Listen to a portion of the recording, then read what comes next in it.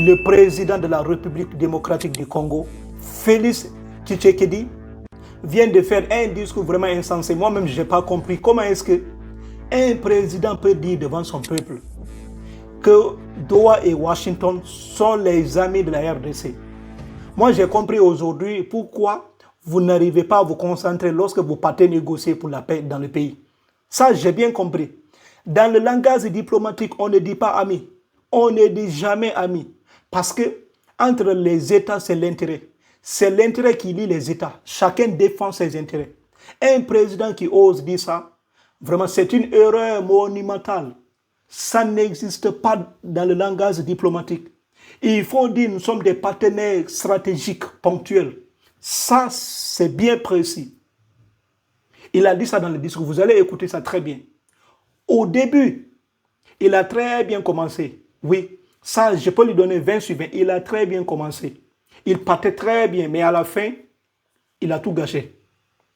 Il a commencé par dire que les Congolais n'ont pas besoin de prendre des armes pour opposer les uns aux autres et terminer par le dialogue. Ça, je suis d'accord. Oui, c'est un message de paix. Ça, je suis d'accord. C'est une longue vidéo, mais la partie là, les deux parties là résument presque tout ce qu'il a dit. On va essayer d'analyser ça très bien pour comprendre. Avant d'abord de plonger dans le cœur même du sujet, il n'y a pas d'émotion ici. On se base sur ce qu'il a dit et on interprète. Restons concentrés et écoutons très bien. Je vais commencer par la première partie. Oui, c'est la deuxième partie qu'il y a problème, mais on va commencer d'abord au début. Ça, on comprend clairement qu'il était concentré, mais à la fin, peut-être c'est la fatigue, je ne sais pas. Mais écoutons, c'est parti.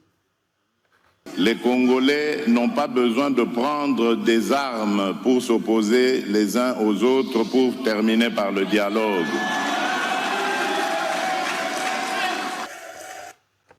Ça, je suis d'accord, oui. Et ces genres de messages, ces genres de discours attirent la foule, oui. Ce sont ces genres de discours que l'Afrique veut entendre, surtout la jeunesse. Quand on parle souvent de ces genres de discours, quand on parle souvent de ça, les gens même sont excités, surtout même quand on parle de France, Afrique. Oui, quand on parle des trucs, tout le monde est concentré. Ici, il parle clairement de l'échec de la violence. Il dit clairement que la violence a échoué. Donc, ça ne sert à rien de commencer par la violence. La RDC, par exemple, les citoyens congolais, si les citoyens congolais prennent des armes contre leurs propres frères, et la finalité, nous constatons une violence totale, destruction massive des biens, des massacres. Et à la fin, la finalité, on se retrouve tous sur la même table de dialogue. Pour lui, arrêtons ça, arrêtons de se battre entre nous. Oui, la violence ne résout pas un problème. Pourquoi ne pas aller directement au dialogue? Pourquoi ne pas sauter sur la violence et venir directement négocier? Si on sait que la violence échoue, la violence n'a jamais résolu un problème dans un pays. Oui, c'est ça qu'il est en train de dire comme ça. Si un Congolais se fait massacrer, ce n'est pas seulement sa famille, mais c'est tout le peuple même qui est concerné. Parce que c'est un de nos fils qui est parti. Et le pays perd. Il est en train de dire clairement que arrêtons cette violence, mettons-nous ensemble pour travailler, pour faire progresser le pays. C'est dans ça que nous allons construire notre pays. Le Congolais n'a pas le droit de prendre machette pour tuer son propre frère. Oui. Parce que ça n'a aucun sens. Cela n'a jamais résolu un problème. Quand il parle, les gens crient, les gens sont contents. Ça, je suis d'accord. C'est vrai, c'est vrai. Moi, je te donne là-bas 20 sur 20. Je suis d'accord. Maintenant, passons là où il a raté. Là-bas, il a complètement raté. Oui. Écoutez très bien. Vous allez comprendre. Vous pouvez aussi répéter ça 2 fois peut-être pour comprendre. Allons.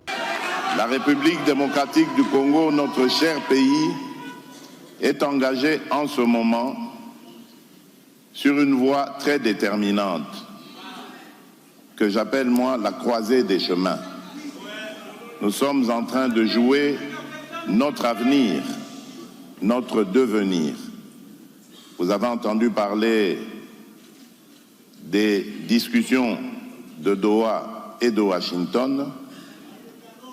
Ce sont donc des dynamiques impulsées évidemment par ces pays amis, soucieux aussi de voir notre République vivre en paix. Et ce sont des dynamiques qui sont impulsées pour que les forces négatives étrangères nous laissent finalement et définitivement en paix.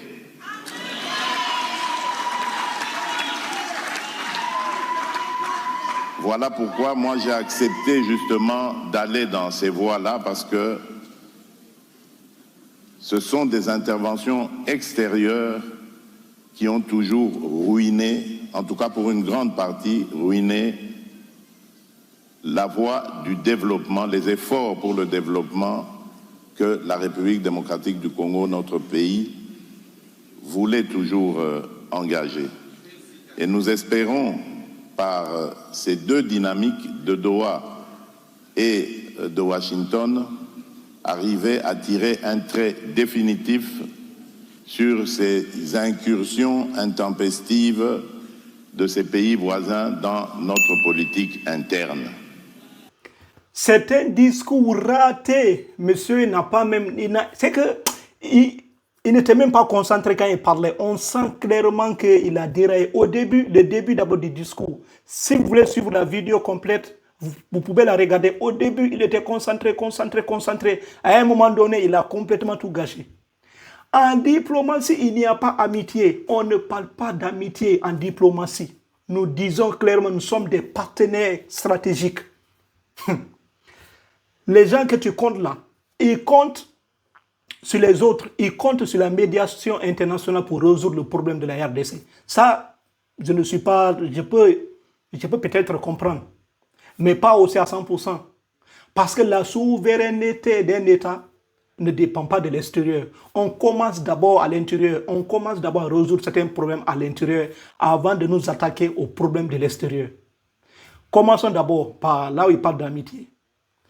Le Qatar ne reconnaît jamais le Congo en tant qu'ami. Ça, je vous le dis clairement. C'est une erreur stratégique en diplomatie. On ne dit jamais ça.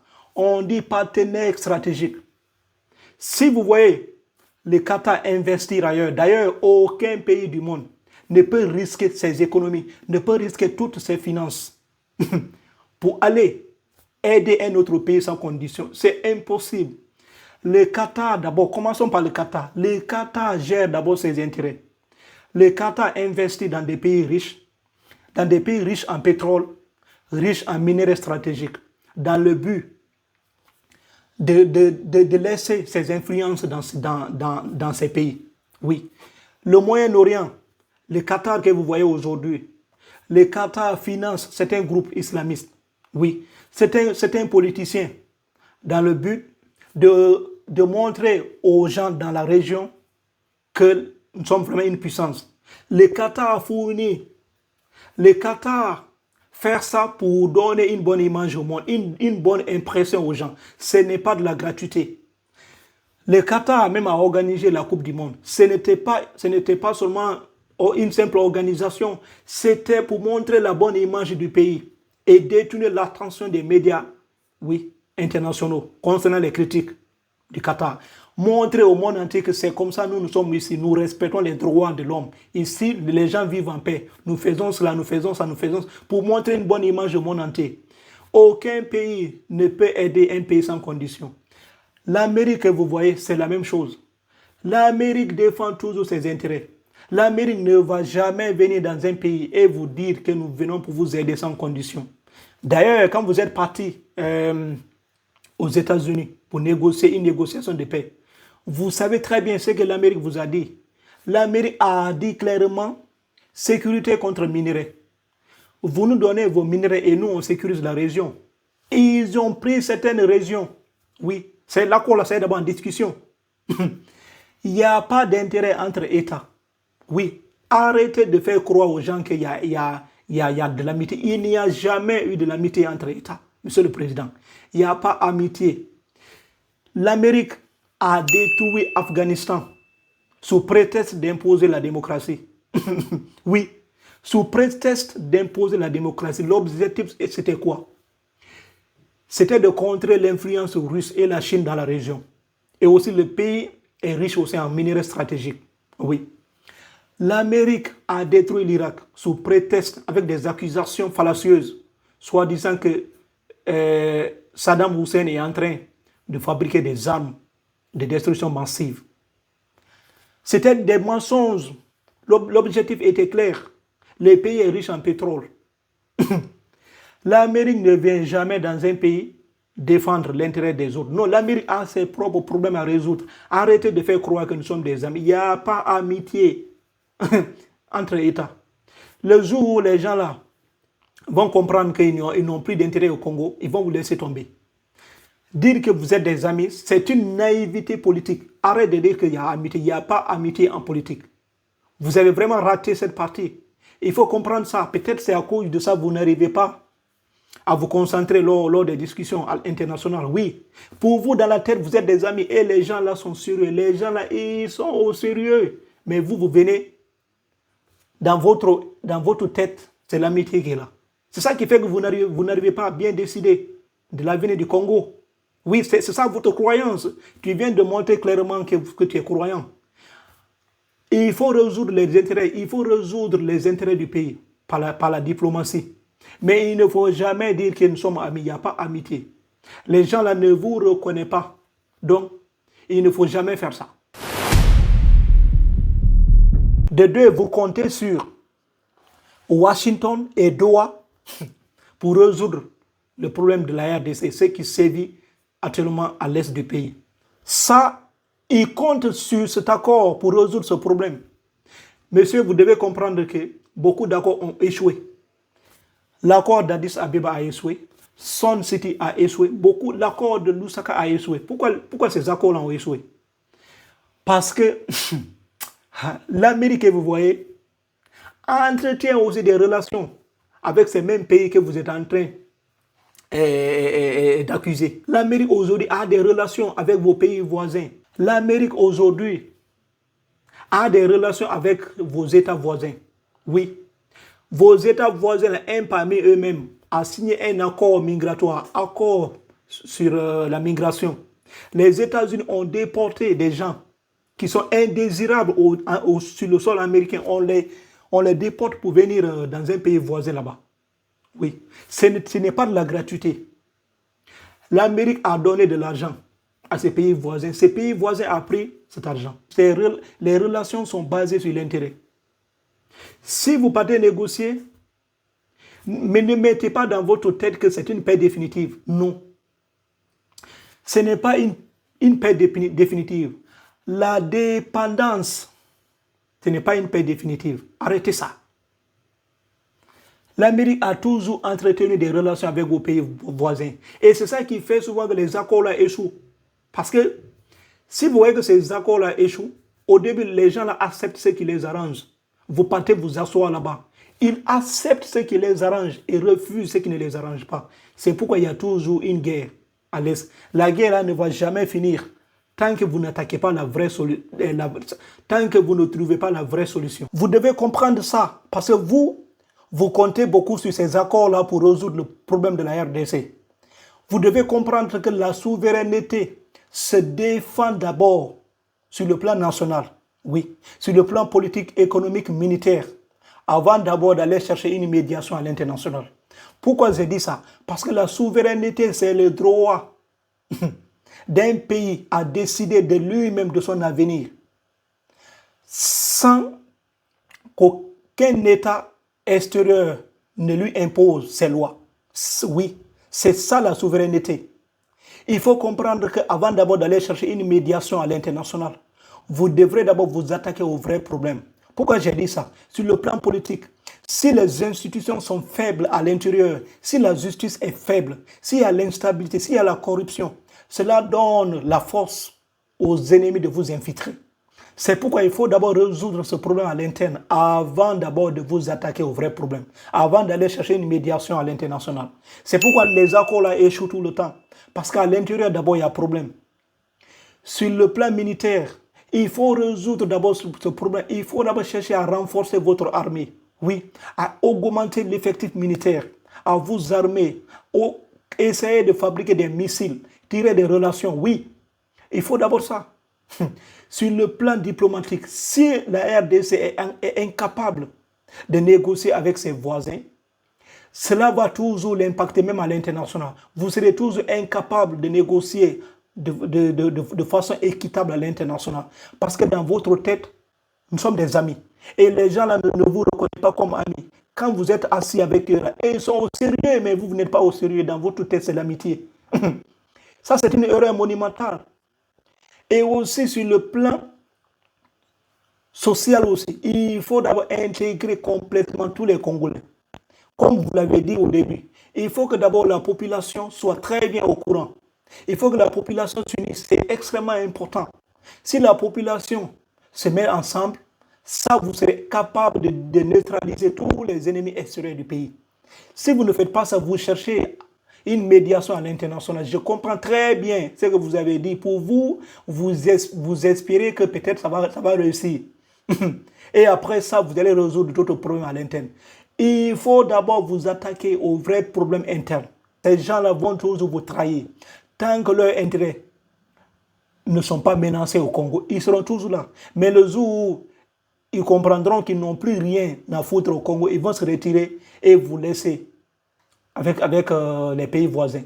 C'est pourquoi il faut résoudre le vrai problème. Ne comptez pas sur ça pour dire que c'est fini. Il n'y aura jamais la paix dans ce monde maintenant. Tous les pays du monde se préparent à une guerre féroce. Vous voyez souvent dans les chaînes de médias, tous les pays se préparent, sauf l'Afrique. Vous voyez Corée du Nord, ils sont tout le temps prêts. Et ça, le monde ne sera jamais tranquille maintenant. Parce que d'autres vont toujours venir vous infiltrer. C'est pourquoi il faut une très bonne solution. Ne comptez pas sur les autres. Oui, comptez sur vous-même. Préparez-vous très bien. La première partie de ton discours, moi j'ai apprécié. Mais la deuxième partie là, tu as complètement raté. Il n'y a pas amitié en diplomatie. Il ne faut jamais répéter ça. D'abord, tu es le seul président de l'histoire de la RDC qui s'est levé, médiatiser cette guerre à l'est du pays. Ça, moi, je vous apprécie énormément pour ça. Oui, vous avez fait un excellent travail en mobilisant le peuple congolais. Ça, je suis d'accord. Oui. C'est ça qui fait que moi, je vous respecte énormément. Parce qu'aucun ancien président du Congo n'a pu faire ça. Kabila n'a pas pu régler ce problème. Mais vous avez médiatisé ça. Vous ne dormez pas tout le temps, vous parlez de ça. Accord de paix, c'est bien. Mais quand vous partez négocier, négociez bien. Ne partez pas là-bas, soi-disant, nous sommes des amis. Il n'y a pas amitié. Il n'y a pas amitié ici. Comprenez ça très bien. Si vous continuez à dire ça, ils vont toujours vous négliger. C'est ça qui fait que vous n'arrivez pas à vous concentrer. Bref, laissez-moi aussi en commentaire ce que vous en pensez. Parce que moi aussi, j'ai vraiment besoin de vous lire. Et aussi réécouter encore pour mieux comprendre. Merci et merci. Prenez soin de vous.